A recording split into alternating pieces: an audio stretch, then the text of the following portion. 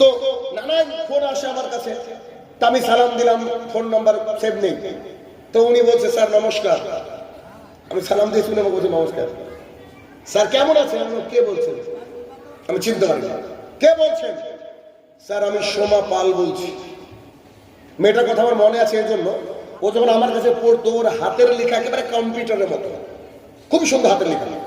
আমি বললাম ও তুমি এই ব্যাচের ছাত্রী? তো জি স্যার। কি করো? কলকাতায় জব করি স্যার। কিসের? নার্স ডিপার্টমেন্টের মধ্যে উঁচু উঁচু স্তরে। তা আমি সঙ্গে সঙ্গে বললাম নার্সরা তো বেশিরভাগই খারাপ হয়। আপনার স্ত্রী যদি কোনোদিন প্রেগনেন্সি নিয়ে হসপিটালে ভর্তি হয়, আপনার স্ত্রী জানে একটা নার্সের কত দুর্ব্যবহার। ইল্লামান রাহিমা রাব্বি, যাদেরকে আল্লাহ বিশেষ রহমত দিয়েছে তারা বাদ দিয়ে। নার্সদেরকে দেখলে মনে হবে যে সব এফআরসিএস ফ্রম লন্ডন। মানে ডাক্তারও অত বেশি ডিগ্রি দেখায় না, নার্স যত বেশি ডিগ্রি দেখায়। এত খারাপ অ্যাটিটিউড এদেশের নার্সের, বেশিরভাগের কথা বলেছি, সবার কথা বলিনি। আমার বহু ছাত্রী নার্স, বহু ছাত্রছাত্রী ডাক্তার আমার। এখন বলি তা আমি বলছি নার্স মানে তো তারা খারাপ, বেশিরভাগই পেশেন্টের সাথে খারাপ ব্যবহার করে। তুমিও কি তাই? স্যার আমি শাহিনুর রহমানের ছাত্রী। ওর উত্তরটা দেখেন। আমি শাহিনুর রহমানের ছাত্রী স্যার। আমি যখন একটা কলকাতার হসপিটালে জব করি, কোভিড সেকশনের আমি ছিলাম হেড।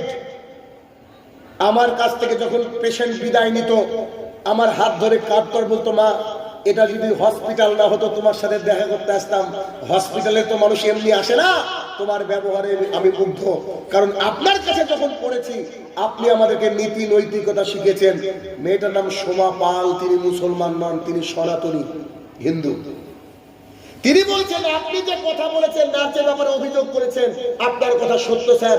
আমি যখন বাড়িতে গিয়েছিলাম আমার বাবা অসুস্থ ছিল, আমি স্থানীয় একটা হসপিটালে গিয়ে আমি দুর্ব্যবহার পেয়েছি নার্সের, অথচ ও জানেও না যে ওর মা আমি।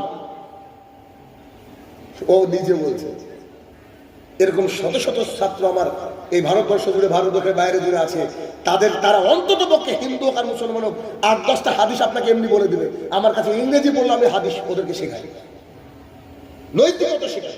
পুলিশ যারা ডিপার্টমেন্টে চাকরি করে বা আমার কাছে পড়ে চাকরি পায়, তারা বলে যে আপনার কাছে পড়া অন্যায় হয়েছে। কেউ কেউ মজা করে বলে কেন? আপনার কাছে পড়ে তার ঘুষ নিতে পারি না। আমি কিন্তু পড়াচ্ছি ইংরেজি।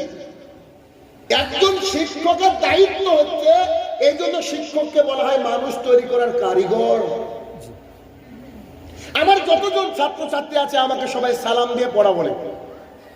তাহলে বুঝতে পেরেছি আমি মুসলমানদের কথা বলছি। তাহলে ব্যাপারটা কি?